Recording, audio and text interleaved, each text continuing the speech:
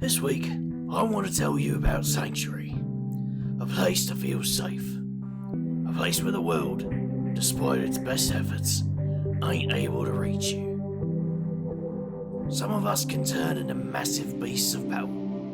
We can hack the world, bending it to suit our desires, summon fire in our hands, even call upon a tattooed goddess in a pinch. You'd think we'd be untouchable. Well, you'd be wrong. Supernaturals can be as rigid and small-minded as humans. But there are some who stand up to narrow ways of thinking. And those ones end up at Sanctuary. Fred, you know what this place needs? A sign on the door? No. An air conditioner. No. Ooh, a business license. Well, now that you mention it. How about paying clients? Or the respect of your peers? You're killing me, Fred. Now, we need a mini fridge. Really? Yeah, I'm tired of cooling my drinks with tattoo magic. It's embarrassing to go back to Anne for a recharge all the time. You're draining your goddess-given tattoo magic to keep your drinks chilled.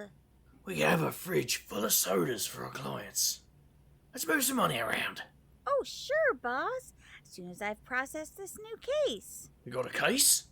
Yeah, it's the mystery of the broke supernatural private investigator who sat in the dark. Spoilers, he bought a mini fridge instead of paying the power bill. At this point, I'll take any case that comes my way. That is good news indeed. Great Dad! So nice to see you here. Without an appointment. Fred, get this man a soda. And crack a window, would you? A soda? Why, thank you. A touch warm. We're getting a mini fridge. Really? That must be why your associate is shaking her head vigorously and mouthing, "No, we aren't." It's opposite day of Valentine investigations. Wacky stuff. What can I do for you, GD? Is this a social call? Could really go for a mint-julep. I have a client who is looking for some missing persons. Normally, I would take this case alone, but as it has a tight deadline, and you are more or less capable, I'll cut you in for a percentage. What kind of time frame are we talking about? The persons in question arrived in the city last night. Left to their own devices, I doubt they will survive past sundown. At sundown? Wait, you mean the vampires are after them?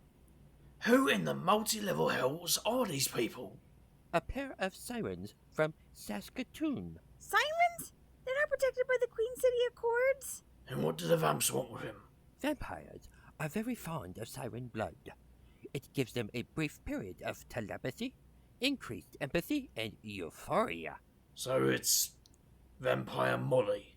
Boss, we need to find those sirens. Being in Queen City without protection under the Accords is a death sentence.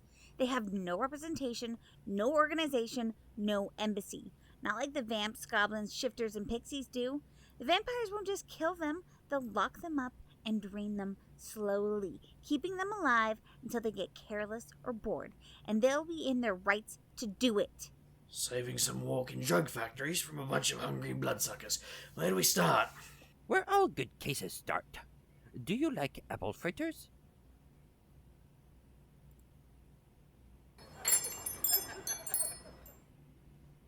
Yeah, so she said if I let her take out my board, then we could go out. I was like, "Jaw, no." Oh, welcome to Countryside Donuts. How can I help you?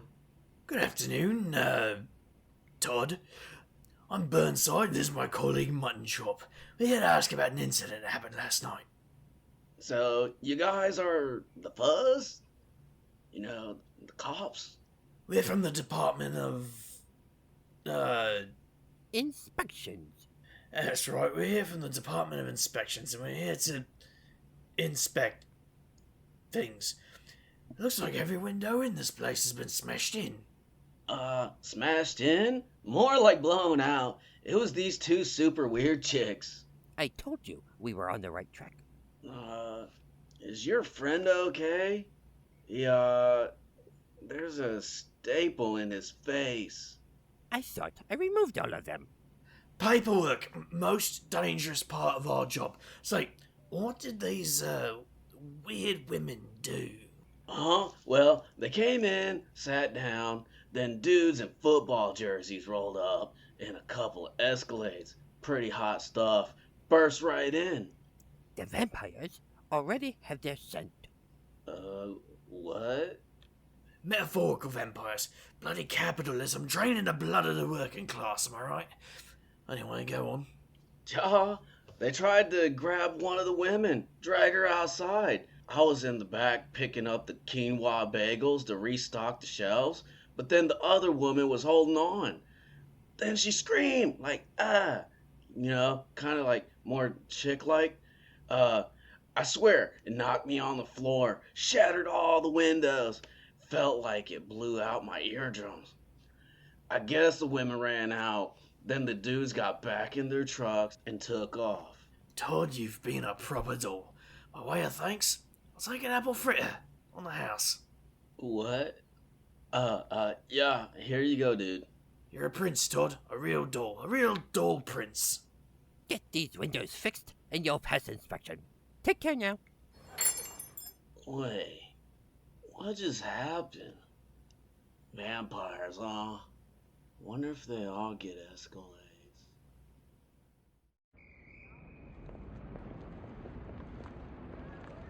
Okay, GD, how about we start combing the area? My guess is they're hiding out in the alleyway. Somewhere close. I'm impressed that you got all that information and still found time to swindle a donut. What can I say? I've got talent. Hey, and don't sell yourself short, GD. You did the vital work of distracting Todd. It must be my facial bling. Hold on while I contact my client.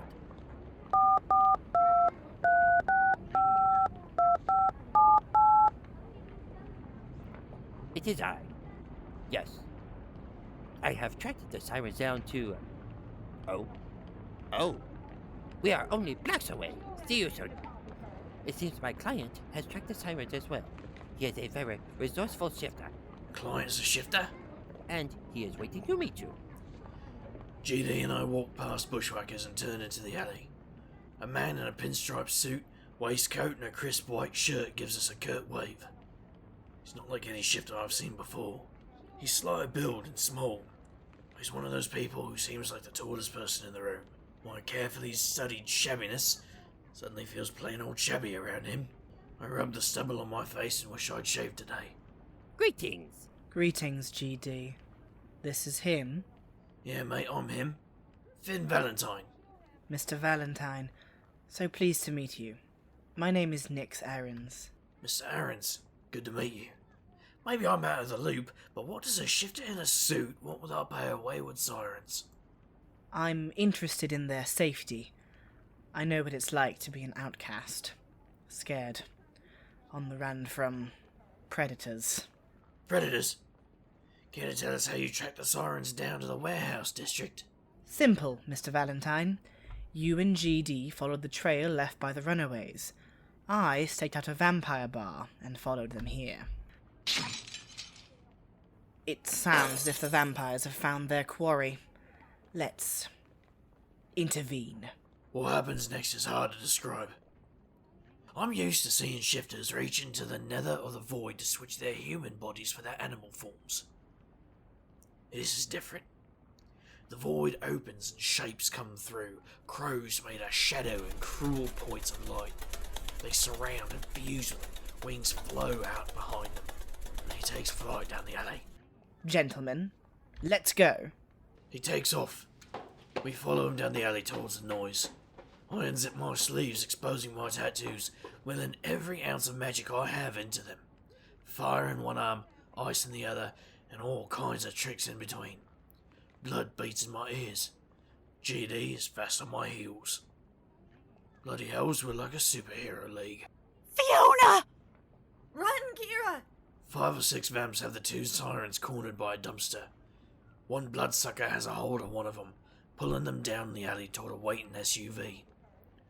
I channel fire into my palm, ready to roast one of the vamps. Nix makes a gesture. Shadows bloom around him, taking shape, flying out in a burst of beaks and talons.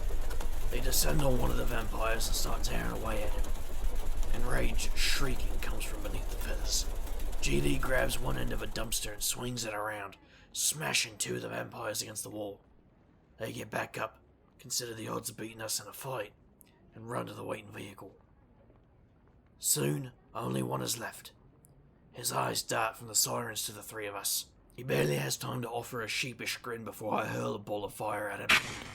He shrieks and runs towards the SUV, trailing fire behind him. The SUV screeches away, leaving the vamp in a smouldering heap. He tries to crawl away, but Nix crouches over him, pinning him down with his boot. Vampire, I have a message for you to take back to your masters.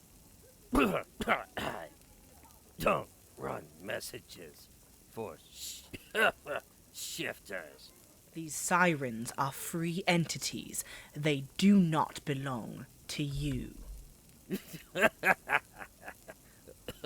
Oh, but they do.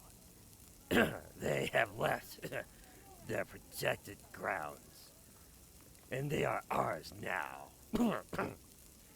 I tell you to read the Accords, Shifter, but I know that's hard for your kind. I'll hire one of your kind to read them to me. Now, drag yourself home before dawn.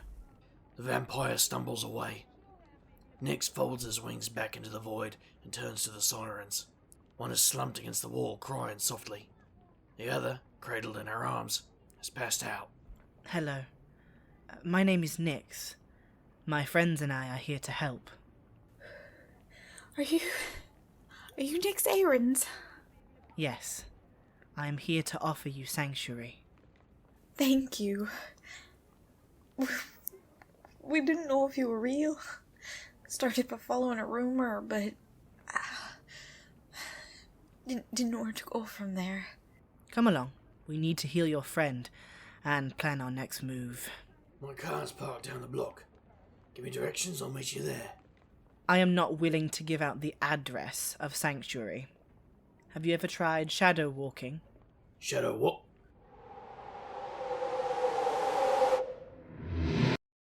Nix wheels his arm around, tracing out a neat oval with his index finger.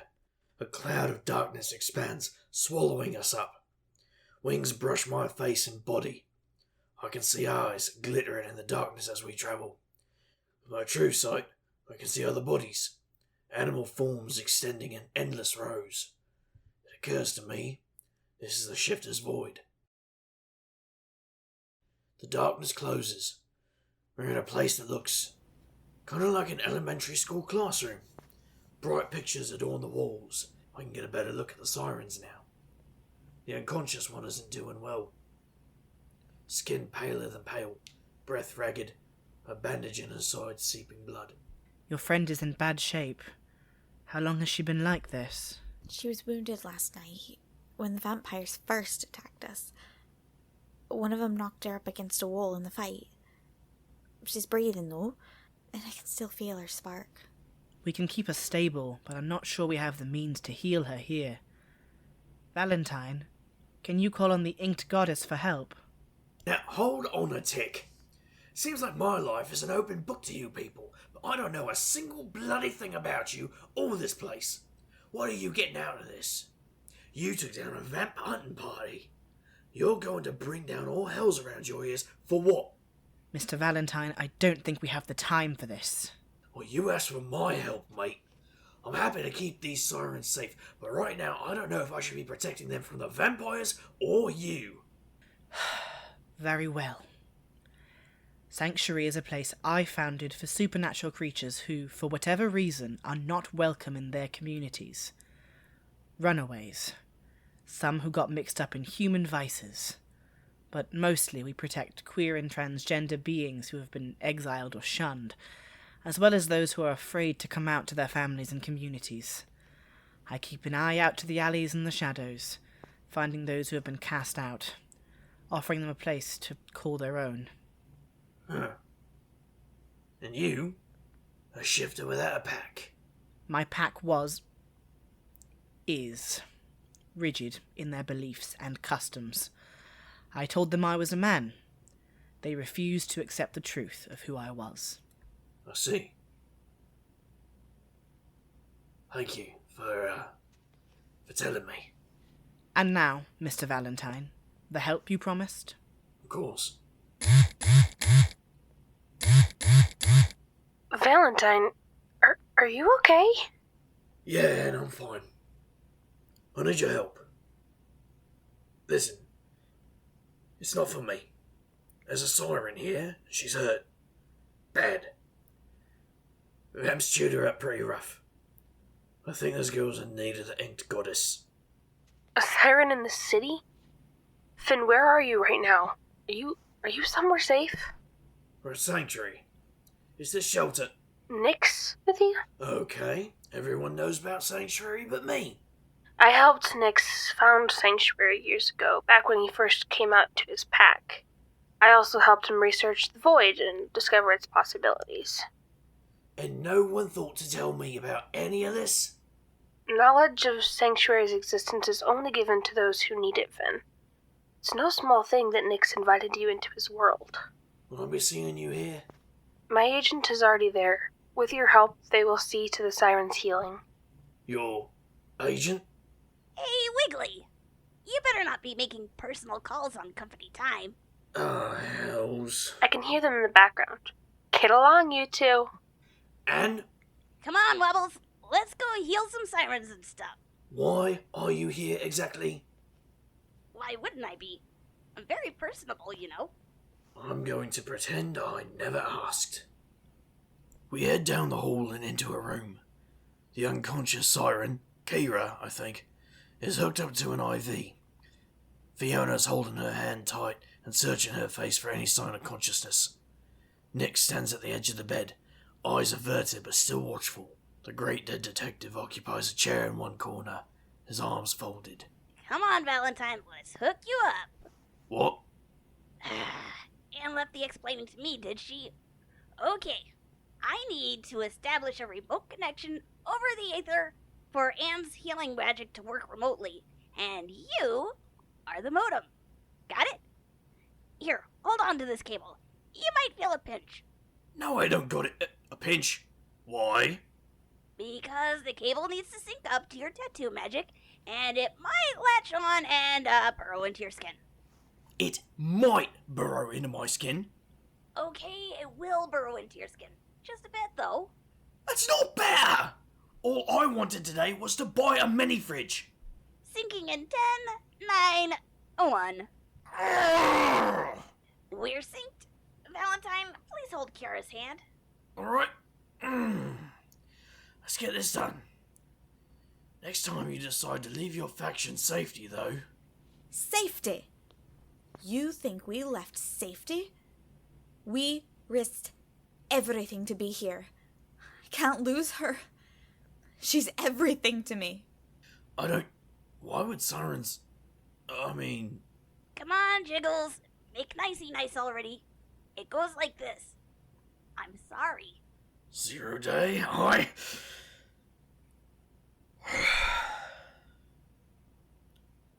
You're right. I'm sorry. Do you mind, ma'am? All right. If it'll save her. But heaven help me. If anything happened to her, I will sing my song and you will walk into the middle of the lake.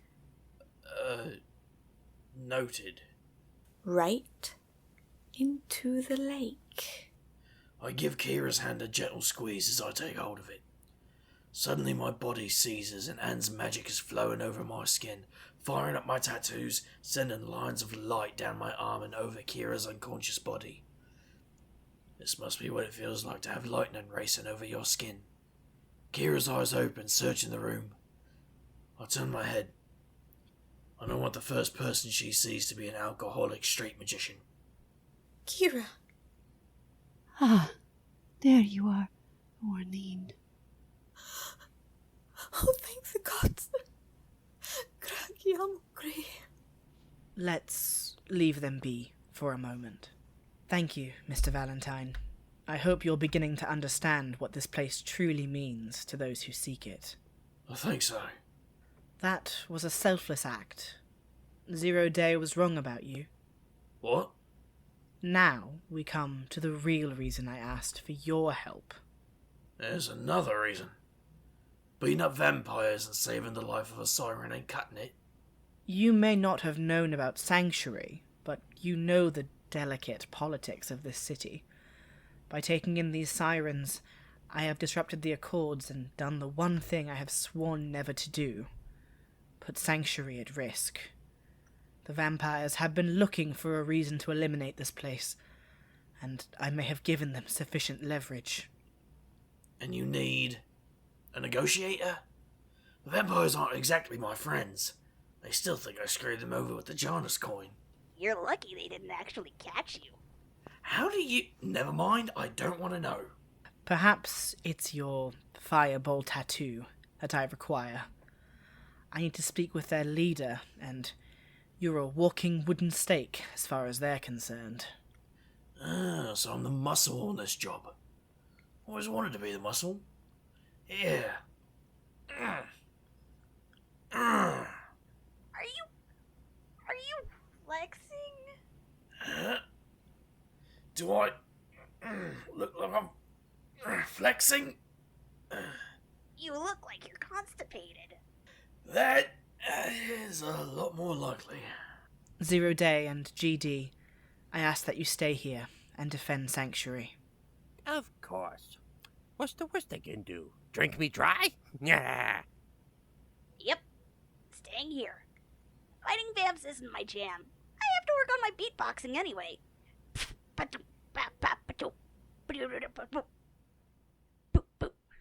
Okay. Let's go now. Be prepared. We're heading into the rotten heart of vampire territory. You mean... Wiki, wiki, wiki. Yes, we're going to the sports box.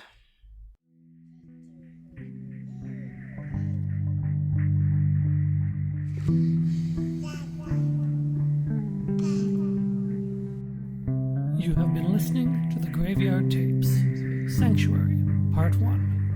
Written by Dustin Gray and Aidan Morgan. Edited by James Nichols and Angela Dumoulin. Produced by Miguel Diaz III and Aidan Morgan. With the voices of Chase Hunter as Valentine, Rick the Whitebird as Threadripper, James Nichols as the Great Dead Detective, Miguel Diaz III as Todd, Rue Dickey as Nix Aarons, Maxine Bauman as Fiona, Nikki Ewart as Kira, and Angela Dumoulin as 0 Day.